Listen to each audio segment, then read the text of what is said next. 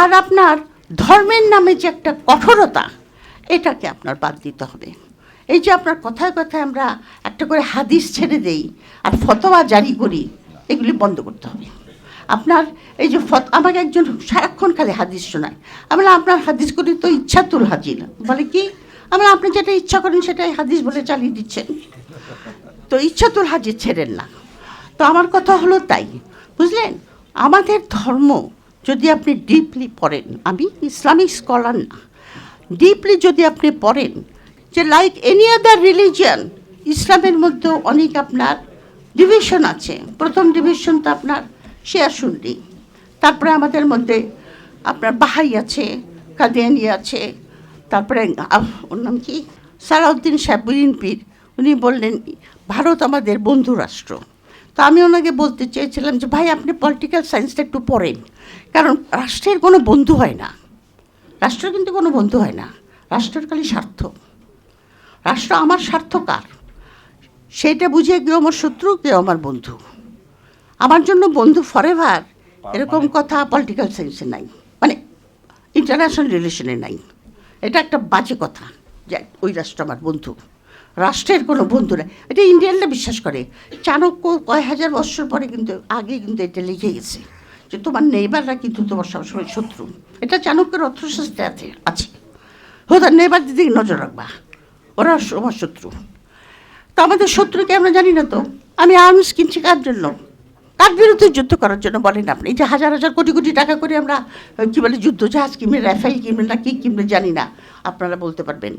কিন্তু কিসের জন্য কিনছেন, কার জন্য, কার বিরুদ্ধে যুদ্ধ করবেন? সুতরাং আপনার যে জিনিসটা আমি বলতে চাই, এগেন আমি শর্ট করে ফেলবো, সেটা হলো যে আপনার এই যুদ্ধে জয় পেতে হলে আমাদের ঐক্যবদ্ধ হতে হবে। দ্বিতীয়ত যে জিনিসটার উপরে আমি ইম্পর্টেন্স দেবো সেটা হলো আমাদের জ্ঞান চর্চা এবং বুদ্ধিবৃত্তিক চর্চা বাড়াতে হবে। এখানে আমাদের গবেষণা রিসার্চ টিম, রিসার্চ কেন্দ্র গড়ে তুলতে হবে, যারা আমাদের সভরেনিটি, আমাদের স্বাধীনতা, আমাদের বেঁচে থাকার অধিকার, আত্মমর্যাদা এগুলি নিয়ে তারা রিসার্চ করবে এবং সেটাকে আপনার সংরক্ষিত বা করার জন্য কি কি পদক্ষেপ নেওয়া উচিত সেগুলি তারা বলবে। তো কথা হলো যে আমরা নিপীড়িত হয়েছি আপনার ব্রিটিশ পিরিয়ডে থেকে, আপনার নিপীড়নটার শুরু। সেই নিপীড়নটা আপনার ব্রিটিশরা কিন্তু আমাদেরকে সরাসরি শাসন করেনি, চিরস্থায়ী বন্দোবস্তের মাধ্যমে তারা এই এলাকার ভূমি তুলে দিয়েছিল আপনার জমিদারদের হাতে। সেই জমিদারদের নিষ্পেষণ নিপীড়নে এখানকার বাঙালি মুসলমানদের যে কী অবস্থা হয়েছিল সেটা আপনি ইতিহাস ঘাটলেই দেখতে পারবেন, ইতিহাসের পাতা উল্টালেই দেখতে পারবেন যে কতটা নিপীড়নের শিকার হয়েছিল এখানকার লোকেরা। এবং এই যে আমাদেরকে বলা হয় যে আমরা সাম্প্রদায়িক, এই কথাটা যে কত ঐতিহাসিকভাবে মিথ্যা, যে আমরা ইতিহাস পড়ি না বলে জানি না। কারণ এই এলাকায় আমাদের মুসলিম রুল ছিল, সুলতানি আমল ছিল, মোগল আমল ছিল। কোনো পিরিয়ডে কোনো রিসার্চার বলতে পারি নাই যে এখানে জোর করে কনভার্সন হয়েছে। এখানকার লোকরা মুসলমান হয়েছে নিপীড়ন থেকে মুক্তি পাওয়ার জন্য এবং আপনার সুফিদের যে প্রচার সেই প্রচারের জন্য। সুতরাং আমাদেরকে যারা অসাম্প্রদায়িক বলে তারা কিন্তু ইতিহাস জানে না। আমরা কিন্তু সবসময়ই এখানকার জনগোষ্ঠী অসাম্প্রদায়িক চেতনার মানুষ।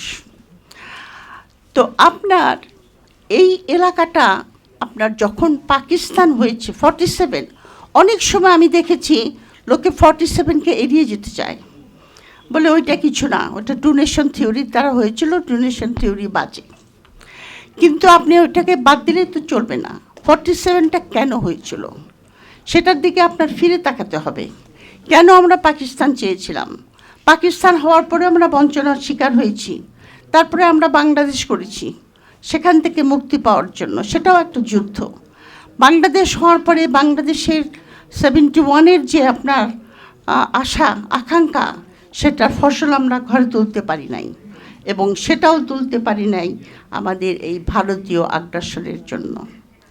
ইতিহাসের দিকে ফিরে তাকান, মুক্তিযুদ্ধ চলাকালীন সময় থেকেই ইন্ডিয়ার যে ডিজাইন ছিল এখানে, সেটার দিকে আপনার আমাদের ফিরে তাকাতে হবে। এখানে আমাদের ইয়াং জেনারেশন যারা আছে তাদেরকে আমি অনুরোধ করব ইতিহাসের দিকে তাকাতে।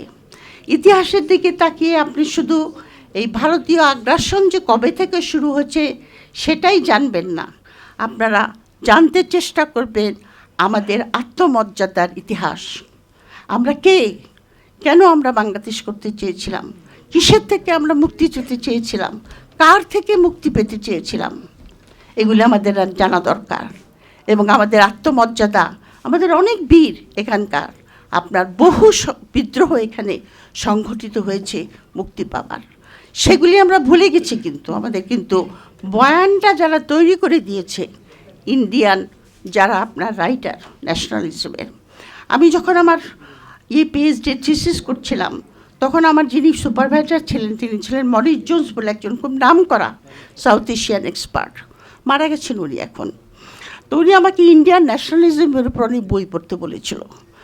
তারপরে পড়ার পরে আমাকে বলল যে তুমি কি মনে করো ইন্ডিয়ান ন্যাশনালিজমের উপর তোমার কী ধারণা? তা আমি বললাম ইন্ডিয়ান ন্যাশনালিজম এটা তো ওরা তো সেকুলার কান্ট্রি বলে, কিন্তু আমি তো ন্যাশনালিজম ইতিহাস পড়ে দেখলাম এটা তো হিন্দু ন্যাশনালিজম। তখন সে আমাকে বলল যে তুমি ঠিক ধরেছো, 1971 কথা বলি, অনেক দিন আগের কথা বলছি, আপনাদের জন্মও হয় নাই। বলেছিল basically India is a Hindu state, উনি বলেছিলেন। এখন দেখেন মোদি কী বলছেন, মোদির ফলোয়াররা কী বলছেন, যে বেসিক্যালি ডিপ ডাউন। তারপর দেখেন আপনার স্বদেশী মুভমেন্টের সময় এই যে প্রীতিলতা তারপরে মাস্টারদাকে নিয়ে আমরা এত বেশি উল্লাসিত হই, ওইখানে আপনার ওই আন্দোলনটা হয়েছিল। আপনার যখন আন্দোলনে যেত, আমার একজন পরিচিত ভদ্রলোক ডক্টর রশিদুজ্জামান, আপনারা নাম শুনেছেন কিনা জানি না, উনি একজন খুব নামকরা পলিটিক্যাল সায়েন্টিস্ট ছিলেন, রিসেন্টলি মারা গেছেন। তো উনি বলেছিলেন যে ওনার চাচা স্বদেশী মুভমেন্টে যোগ দিয়েছিল, কিন্তু কিছুদিন পরে ফিরে আসছে। তো আমি বললাম কেন ফিরে আসছিল কেন, বলুন জিজ্ঞেস করলো চাচাকে, বলে না ভাই ওরা স্বদেশী মুভমেন্টে যে ওরা করতো, বোমা টোমা ফেলতো, তো বেরোনোর সময় নাকি কালীর মূর্তির কাছে পূজা দিয়ে তারপরে বেরোতো। তো আমি বললাম আমি তো মুসলমান হিসেবে সেটা পারি নাই। তো এই যে আপনার বয়ানটা হিন্দু তো বাদী বয়ান, এই বয়ান কিন্তু ব্রিটিশ বা ইন্ডিয়া ভাগ করার পিছনে বেঙ্গলকে আজকে ভাগ করেছে। আজকে যে ওয়েস্ট বেঙ্গল আর আমরা এটা ভাগ করেছে কে 47-এ। দেখেন তাদের দ্বৈত ভূমি, এত লম্বা হয়ে যাচ্ছে না, দ্বৈত 1905 সালে যখন বেঙ্গল ভাগ হলো, বঙ্গভঙ্গ যেটাকে বলে, তখনই ওই যে আপনার ও আমার সোনার বাংলা আমি তোমায় ভালোবাসি, মানে বঙ্গমাতার উপরে আঘাত করা হয়েছে। এখানে একটা মুসলিম মেজরিটি প্রভিন্স আসাম নিয়ে, ওদিকে ওয়েস্ট বেঙ্গল আর আপনার উড়িষ্যা নিয়ে। তখন আপনার বাঙালি জাতীয়তাবাদ জেগে উঠল। তখন আবার 1911-এ আপনার বঙ্গভঙ্গ রোধ করা হলো। 47-এ যখন 47 থেকে 1906 থেকে শুরু করে 47 পর্যন্ত এই বেঙ্গলে রশিদুজ্জামান সাহেবের একটা সুন্দর বই আছে, মুসলিম আইডেন্টিটি ইন কলোনিয়াল বেঙ্গল, যে মুসলিমরা এখানকার কী করে আস্তে আস্তে সচেতন হয়ে উঠল নিপীড়নের দ্বারা, ডিসক্রিমিনেশন দ্বারা। আমার নিজের আব্বা, উনি অত্যন্ত ব্রিলিয়ান্ট স্টুডেন্ট ছিলেন, বগুড়া জেলা স্কুল থেকে উনি সে সময় স্টার পেয়ে পাস করেছিলেন। উনি গেছেন তখন আনডিভাইডেড বেঙ্গল, ইন্ডিয়া, উনি গেছেন কলকাতায় ডাক্তারি পড়তে, ওনাকে ভর্তি করবে না কারণ উনি মুসলিম। তারপরে উনি সিআর দাসের একটা ফ্লাড হয়েছিল, সে ফ্লাডে ভলেন্টিয়ার কাজ করেছিল, ওনার সাহায্যে উনি ডাক্তারিতে ভর্তি হলেন ক্যালকাটা মেডিকেল কলেজে। তো ডিসক্রিমিনেশনের দ্বারা সত্ত্বেও একটা মুসলিম ক্লাস এখানে জেগে উঠেছিল, ক্লাস ফরমেশন যেটাকে আমরা বলি আর কি, যোদ্ধার শ্রেণী একটা দেখা দিয়েছিল জমিদারদের, অ্যাজ এগেনস্ট জমিদার। তখন আপনার এই যারা এখন এপার বাংলা ওপার বাংলা আমরা এক, তারাই তখন বলেছিল যে ইন্ডিয়া ভাগ হোক আর না হোক, বেঙ্গলকে ভাগ করতে হবে, আমরা মুসলমানদের সঙ্গে থাকবো না, কারণ ওরা ম্লেচ্ছ। ওরা অনার্য, কথাটা কারেক্ট, আমরা তো অনার্য, ওরা তো আর্য, তো অনার্য ওরা ম্লেচ্ছ, ওদের সঙ্গে আমরা থাকবো না। যেই ভাগ হয়ে গেল অমনি এপার বাংলা ওপার বাংলা। তার মানে তারা যে জমিদারিটা হারিয়েছিল সেই জমিদারিটা ইনডাইরেক্টভাবে ফেরত চায় তারা, পুনরুদ্ধার।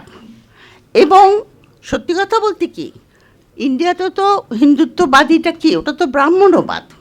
ইন্ডিয়াতেও তো আপনার রুল করে ব্রাহ্মণরা। ব্রাহ্মণরা ভীষণ বুদ্ধি রাখে, চাণক্যের বুদ্ধি তো, ভীষণ বুদ্ধি তাদের, আর ভীষণ মিষ্টিভাষী। আমরা তো মাথা গরম করে ফেলি, ওরা কিন্তু কোনো সময় মাথা গরম করে না, কী রকম সুন্দর করে কথা বলে।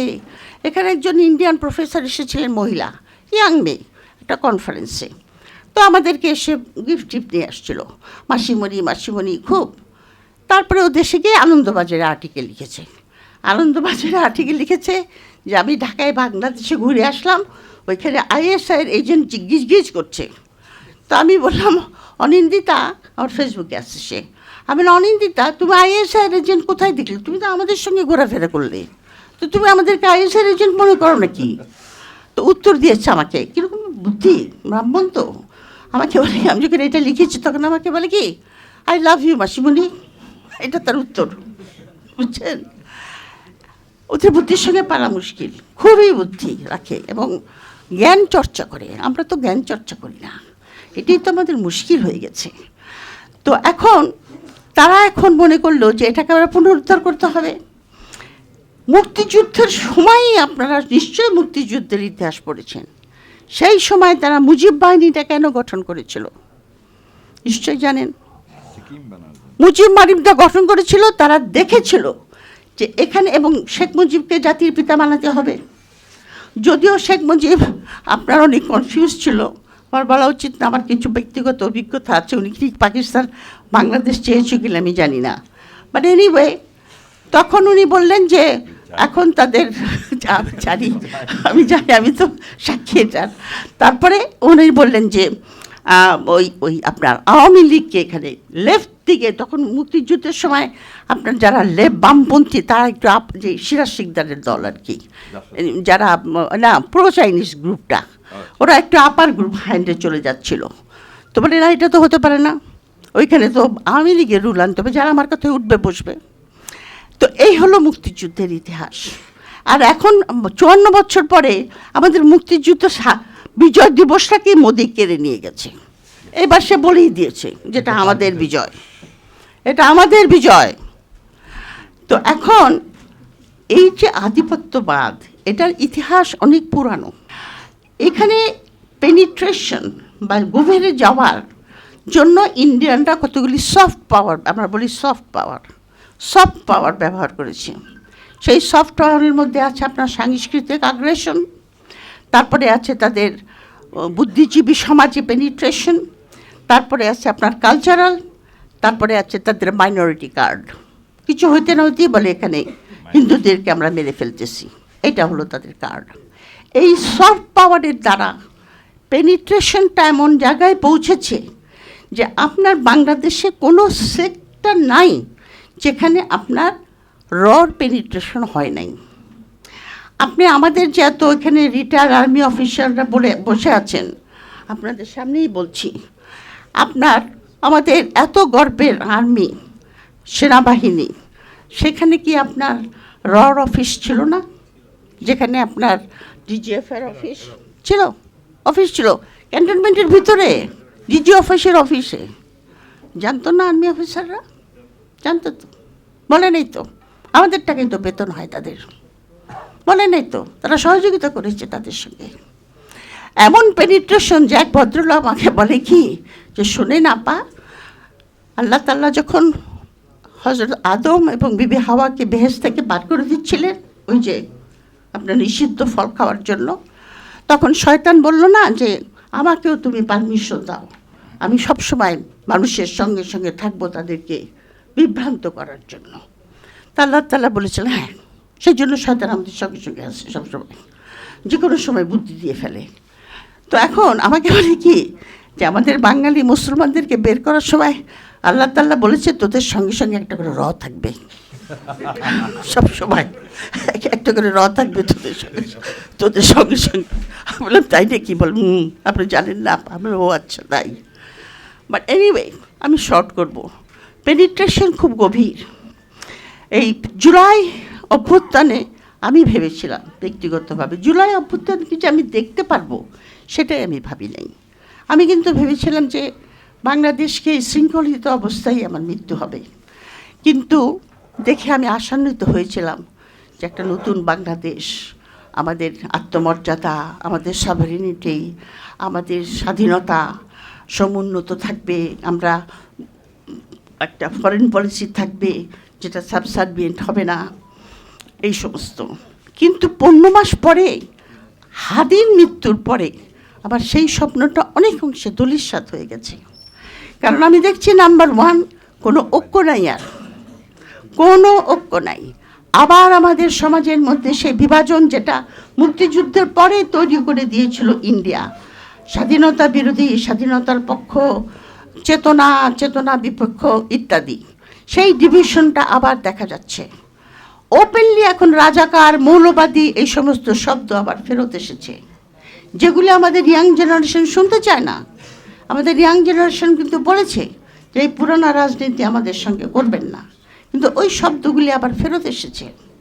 ঐক্য নষ্ট হয়ে গেছে।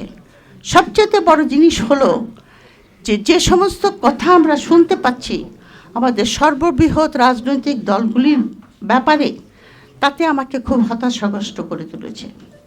তো এখানে আপনারা সবাই বসেছেন, নাম দিয়েছেন আজাদির মঞ্চ, কিন্তু কি করে এই আধিপত্যবাদের থেকে বেরোবেন সেটা কিন্তু একটা $1 মিলিয়ন কোশ্চেন।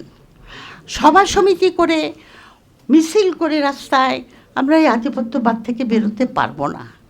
এখানে আধিপত্যবাদের জন্য যেটা দরকার হবে, একটা ইস্পান কঠিন একটা ঐক্য জনগণের ভিতরে। এমনকি যে পলিটিক্যাল পার্টি আপনার ওই ফ্যাসিবাদের দোসরদের কথা বলবে, অথবা যারা আপনার বন্ধু রাষ্ট্র, আর একটা কথা আমি বুঝি না, বন্ধু রাষ্ট্র, সেদিন সালাউদ্দিন সাহেব বিএনপির উনি বললেন ভারত আমাদের বন্ধু রাষ্ট্র।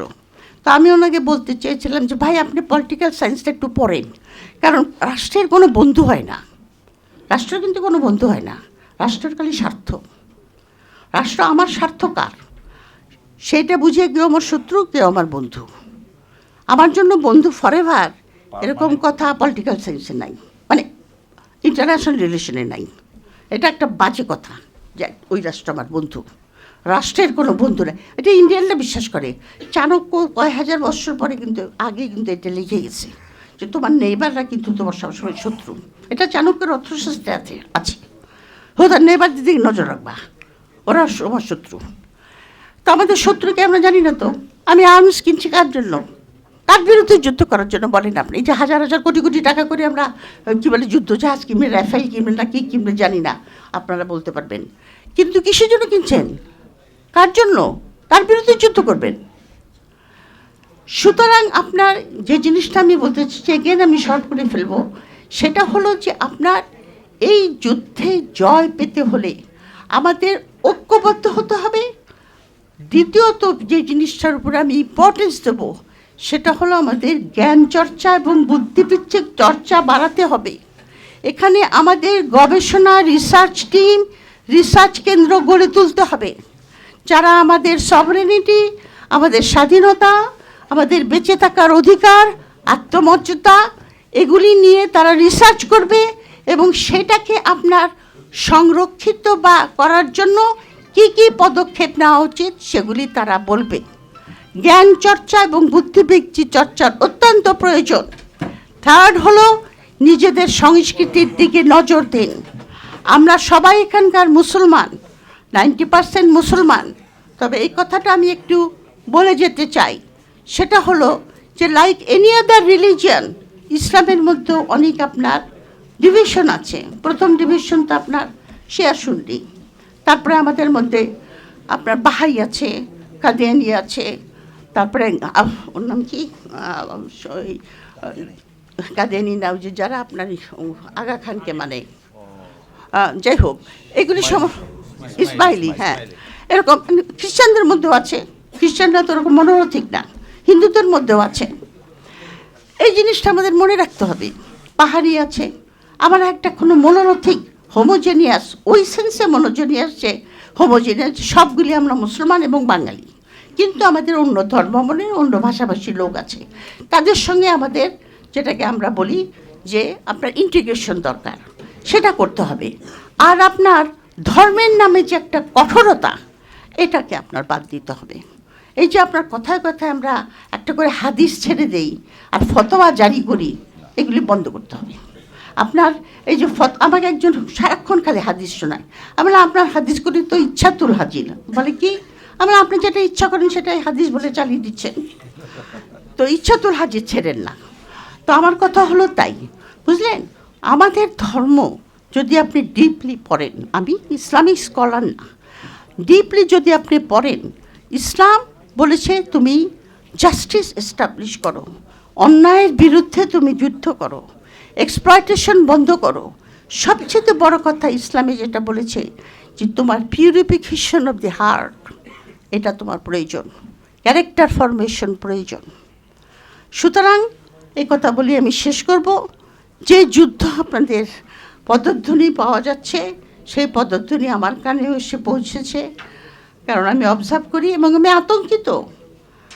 এই যুদ্ধে জয় করতে হলে আমাদের আর একটা জিনিস এই ফোরাম থেকে আমি সবার কাছে রাখতে চাই, যে আমরা একটা দাবি করব যে সব পলিটিক্যাল পার্টি তাদের ম্যানিফেস্টোর ভিতরে বলবে যে তাদের কী জাতীয় ফরেন পলিসি হবে, এবং এই কথাটা বলবে যে যেখানে যা কিছু চুক্তি হয়েছে, ইন্ডিয়ার নাম বলার দরকার নাই, যেখানে যা কিছু চুক্তি হয়েছে সব চুক্তিগুলি আমরা রিভিউ করব, এবং এই চুক্তিগুলি যেগুলি দেশের স্বার্থবিরোধী সেগুলি বাতিল করব। এটা প্রত্যেকটা পলিটিক্যাল পার্টি যারা কন্টেস্ট করবে ইলেকশনে, তাদের ম্যানিফেস্টোতে এটা ইনক্লুড করতে হবে। এটা এই ফোরাম থেকে এই দাবিটা যাওয়া উচিত, এটাই আমার সাজেশন। ধন্যবাদ।